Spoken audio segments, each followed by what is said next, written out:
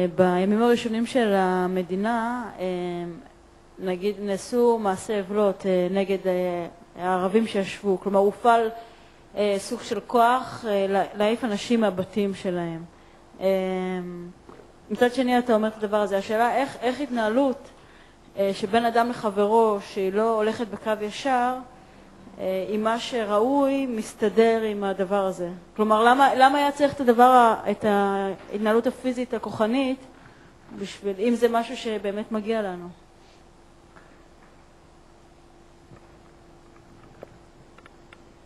מכיוון, אם את שואלת מצידנו, מצד ההתנהגות שלנו, מצד הבורא. אם מישהו נכנס אלייך הביתה ולא רוצה לצאת, מה את עושה?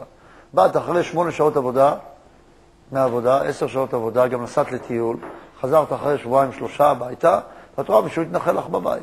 זאת אומרת לו, תסלח לי, זה המיטה שלי, זה המקרר שלי. והוא אומר לך, לא רוצה לצאת. זה אותה אנלוגיה. נגיד שזה 8 שעות, אז מותר לו, ו10 מותר לו, זה לא שלו. מה פתאום הוא יושב פה 2,000 שנה, 5,000 שנה? זה לא שלו. מה פתאום הוא יושב במקום שלך? מה, מי שלוקח משהו שלא שלו, מותר לו לקחת את זה? אז אנחנו שאלנו את הבורא, הלכנו לבורא, הסתכלנו בתורה, שאלנו אותו, תגיד, זה שלנו או שלהם? הוא אומר לו, אני מבטיח לכם, אתם תחזרו עוד, זה שלכם. רק בינתיים אתם צריכים קצת להתאמן כדי להיות בבית הזה. אתם לא יכולים לחזור לבית הזה סתם כך.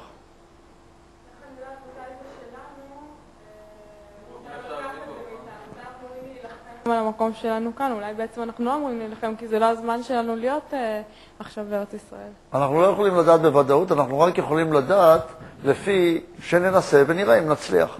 איך בן אדם יודע מתי הוא צריך להתחתן ומתי לא? איך הוא יודע כמה הוא מוכן וכמה הוא לא מוכן? שיש בו שאיפה גדולה מאוד לקיים עם האמצעי הזה למה שהוא נועד, אז הוא צריך להשתמש עם האמצעי הזה, הוא צריך ללכת ולרכוש אותו. אם את מרגישה, הגעת כבר לבשלות כזאת, שאת מרגישה שאת צריכה להשתמש בחיי הנישואים שלך, בשביל המטרות שלך, כאישה, כאדם, אז זה נכון ללכת ולהתחתן. אבל אם אין לך צורך ורצון להשתמש באמצעי הזה, בשביל מה שצריך בחתונה, בנישואים, אז את לא צריכה את זה. בהמשך לשאלה שלה, אז עד כמה אנחנו רואים להילחם, זאת אומרת, להשתמש גם בתוקפנות כדי להיאבק על איזשהו חלק מסוים של ארץ ישראל. כמה שזה חשוב לנו. ככל שאנחנו מקיימים